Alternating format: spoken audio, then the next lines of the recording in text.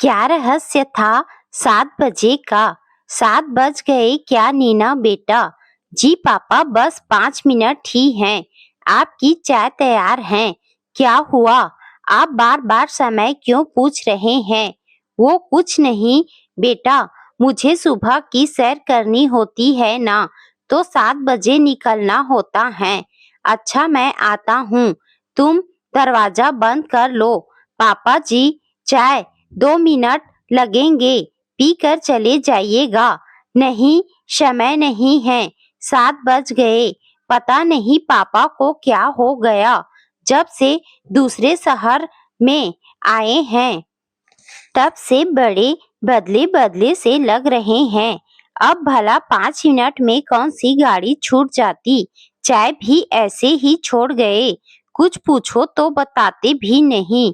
तभी आवाज आई, नीना चाय बना दो। रोहित, तुम पापा से बात करो ना। क्यों, क्या हुआ? पापा को उनकी तबीयत तो ठीक है ना? हाँ, तबीयत तो ठीक ही लगती है। आजकल बहुत बदले बदले नजर आते हैं। रोज सुबह तैयार हो जाते हैं, 7 बजे का इंतजार करते हैं, और जैसे ही 7 बजते हैं वैसे ही उतावले हो जाते हैं सैर पर जाने को। ये अच्छी बात है। पापा का मन तो लग रहा है यहाँ कम से कम, और समय का पाबंद होना अच्छी बात है। इसमें गलत क्या है? मैंने कब कहा कि कुछ गलत है? मैं तो पूछ रही हूँ कि तुम पापा से बात करो। आजकल तुम ऑफिस में इतने व्यस्त रहते हो, हमें कि वक्त नहीं दे पाते। पापा को क्या पता होगा, पर सच कहूँ पापा को तुम्हारी जरूरत है। मम्मी के जाने के बाद जैसे उनकी दुनिया ही थम गई थी। उदासी को अपना जीवन बना लिया था उन्होंने। होठों की हंसी को आंसुओं में परिवर्तित होते देखा मैंने। तुम तो अपने काम में इतना व्यस्त रहते कि उनसे 2 पल बैठकर बातें भी नहीं कर पाते। पहले तो रौनक के साथ थोड़ा वक्त बिताते थे तो उनका समय लग जाता था, पर अब रौनक भी बड़ा हो गया, अपनी पढ़ाई में व्यस्त हो गया। अब वो भी इतना समय नहीं बिता पाता। मैं जानता हूँ नीना, माँ के जाने के बाद उन पर जैसे एक पहाड़ ही टूट पड़ा। आदत ही नहीं थी उन्हें माँ के बिना जिंदगी में कुछ भी करने की। सुबह से शाम तक बस कैसे दोनों अपनी जिंदगी का आनंद लेते थे, पता ही नहीं चलता था। हम सफर खोया है उन्होंने, तो उनका सफर भी जैसे रुक सा गया है। मैं भी शायद एक अच्छा बेटा बनने की बस कोशिश ही करता रह गया, पर उनके गम का आधा हिस्सा भी नहीं बांट ना पाया। मैंने तो माँ की यादों को तुम्हारे और रौनक के साथ बांट लिया, पर वो आज भी उन यादों की पोटली अपने दिल में छुपाए रखे हैं। सही कहा रोहित, मैंने कई बार पापा को सिसकते देखा है। अकेले में बिस्तर का एक कोने को घंटों तक निहारते रहते थे, पर आजकल बदल गए हैं वो। एक भीनी सी मुस्कुराहट उनके चेहरे की रौनक बढ़ाने लगी है। मैं ये तो नहीं जानती कि वजह क्या है, पर आजकल उन्हें 7 बजे का इंतजार रहने लगा है। सुबह अपने आप को आईने में निहारने लगे हैं। कभी कभी तो तुम्हारा इत्र भी लगा लेते हैं। कल मुझे बोल रहे थे मेरे फोन में गाने रिकॉर्ड कर दूं, ताकि खाली वक्त में वो उन्हें सुन सके। ये सब अच्छा है, उनका मन लगने लगा है, पर अगर हमें वजह मिल जाए तो उनकी खुशियों में हम 4 चांद लगा दें। कल कब पापा 7 बजे निकलेंगे तो तुम उनका पीछा करना और देखना कि कहाँ जा रहे हैं। ठीक है, देखता हूँ। ये कहकर वो दोनों रोज के कार्यों में व्यस्त हो गए। अगली सुबह रोज की तरह पापा नीना को बोले, जल्दी चाय दे दो वरना 7 बज जाएंगे। आज नीना भी उत्साहित थी। आखिर 7 बजे का रहस्य खुलने वाला था। जैसे ही पापा निकले, रोहित ने उनका पीछा किया। थोड़ी देर चल कर वो एक पकौड़े वाले की दुकान पर ठहरे। पकौड़े लिए और आगे चल दिए। फिर एक पार्क की तरफ रुख किया। पार्क में जाने से पहले अपने जेब से कंघा निकाला और बाल बनाने लगे। रोहित को बहुत अजीब लगा। तभी पापा ने आवाज लगाई, सुमन जी, मैं यहाँ हूँ। लगभग पापा की उम्र की एक महिला उनकी तरफ बढ़ती चली आ रही थी। आप तो वक्त के बड़े पाबंद हैं। ये देखिए, मैं आपके लिए पकौड़े लाया हूँ। बहुत स्वादिष्ट हैं। आपको अच्छे लगेंगे। माजरा समझ आ गया था। 7 बजे का पता नहीं क्या क्या ख्याल आ रहे थे मन में। किसी को मुंह दिखाने लायक नहीं छोड़ा पापा ने। माँ चली गई तो किसी और को माँ की जगह देने चले हैं। एक बार भी हमारी और अपनी इज्जत की परवाह नहीं की। आखिर इस उम्र में उन्हें क्या जरूरत है ये सब करने की। घर में क्या हम लोग उन्हें प्यार नहीं देते, उन्हें सम्मान नहीं देते? ये सब उसने नीना को बताया।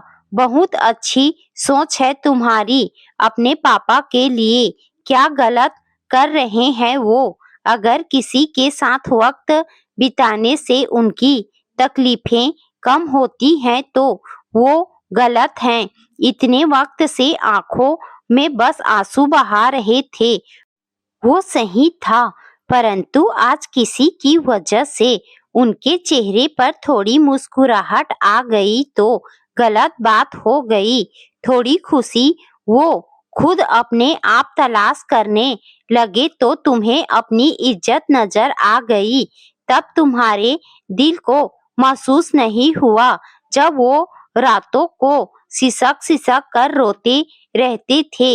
एक रात भी तुम सोए अपने पिता के साथ उन्हें हौसला देने को? एक बार भी तुमने पूछा कि पापा, ऐसा मैं क्या करूं कि आपके जीवन में खुशियां आ जाए? पूछा एक बार भी कि इस उदासी को मैं कैसे आपसे दूर कर दूं? पर आज उन्हें थोड़ी सी खुशी मिली तो दिल में दर्द उठ गया। एक तरफा है मोहब्बत तुम्हारी जो तुम्हारे नियम पर चलती है। मुझे माफ कर दो नीना, जो बहू बनकर तुम उनके दर्द को समझ पाई वो उनकी औलाद बनकर भी मैं महसूस नहीं कर पाया। कितने साल निकाल दिए उन्होंने तन्हाई में और मैं उनके सुकून को ढूंढ ना सका। लानत है ऐसे बेटे पर। इतने में पापा जी आ गए। उन्हें खबर नहीं थी कि रोहित उनके पीछे गया था। वो अपनी धुन में मस्त थे। मुस्कुराहट उनकी जीवन का राज बयान कर रही थी। कुछ ना कहकर भी शब्द जुबान पे आ रहे थे। क्या बात है, आज बहुत खुश लग रहे हो पापा? कुछ नहीं बेटा, बस अब जीने की इच्छा करती है।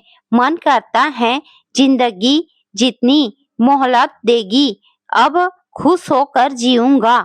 हाँ क्यों नहीं पापा, खुशी पर सबका अधिकार है।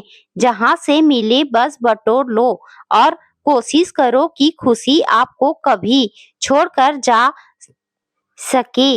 उसे इस तरह सहेज लो। समझ नहीं आ रहा था कि बात खुशी की हो रही है या किसी और की। बस सब पहेलियां बुझा रहे थे। अगले रविवार को पापा का जन्मदिन है। मैंने कुछ सोचा है। रोहित दिन निकलते गए और जब रविवार आया तो वहीं पापा के जन्मदिन पर फिर तैयार हो गए। पर आज तो पापा के चेहरे की रौनक बता रही थी कि ये जन्मदिन केवल उनके लिए खास नहीं है बल्कि किसी और के लिए भी हैं। नीना, मेरी चाय अभी 7 बजने में वक्त है पापा, और आज तो आपका जन्मदिन है। आज तो घर पर रहिए, कम से कम आज का दिन तो हमारे साथ बिताओ। हाँ, क्यों नहीं, बस मैं सैर करके आता हूँ, फिर हम सब साथ में जन्मदिन मनाएंगे। और आज तो रविवार है, रोहित भी और रौनक भी घर पर रहेगा। अच्छा, बातों बातों में मुझे लेट हो रहा है, 7 बज गए, मैं जा रहा हूँ। जैसे ही दरवाजा खोला, जो सामने था उसे देखकर पापा के होश उड़ गए। आप यहाँ? कौन है आप? पापा के कोई दोस्त हैं क्या? नहीं नहीं, वो कोई नहीं, मैं आता हूँ अभी। और नीना मन ही मन मुस्कुरा रही थी। आज जो खुशी पापा के चेहरे पर सबको नजर आने वाली थी, पापा ने कभी सपने में भी नहीं सोचा होगा।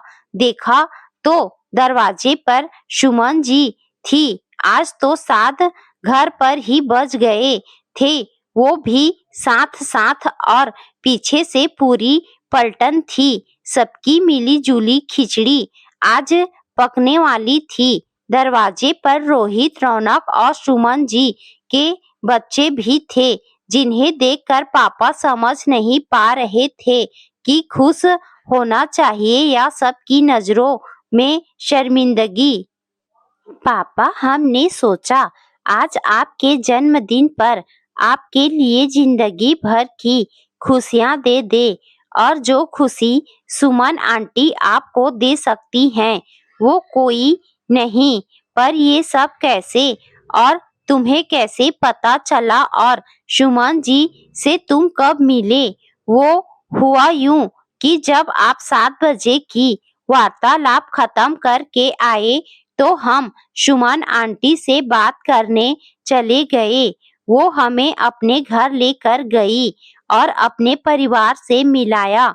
वहीं हमने आपको आपके जन्मदिन पर ये जिंदगी की खुशी देने का विचार बनाया। मैं बहुत गलत था पापा, पता नहीं क्या क्या सोच रहा था आपके लिए, पर ये कभी सोच नहीं पाया कि एक हमसफर की जगह दुनिया का कोई रिश्ता नहीं ले सकता। वो एक हमसफर ही होता है जो हमसफर की जगह ले सकता है। माँ के जाने के बाद इतने सालों तक हम आपको तकलीफ में देखते रहे, पर आप जो महसूस कर रहे थे वो कभी महसूस ही नहीं कर पाए। मैंने तो नीना और रौनक से अपना दर्द बांट लिया, पर आप कितने सालों तक ये दर्द छुपा के रखे, ये कोई नहीं समझ सका। पर आपकी बहू ने आज वो कर दिखाया जो आपका बेटा कर नहीं पाया। बस आंखों में नीर अपनी जगह बना रहे थे। मैं कैसे अपने बच्चों का शुक्रिया करूं? अरे, वो बाद में करना, आज बहुत काम है। मंदिर जाकर शादी की तैयारियों में लगना है और कल कोर्ट जाना है। आपकी शादी पर हमेशा के लिए खुशियों की स्टेप लगाने। तो इस तरह एक बेटे ने अपने पिता की जिंदगी को फिर से खुशहाल बना दिया।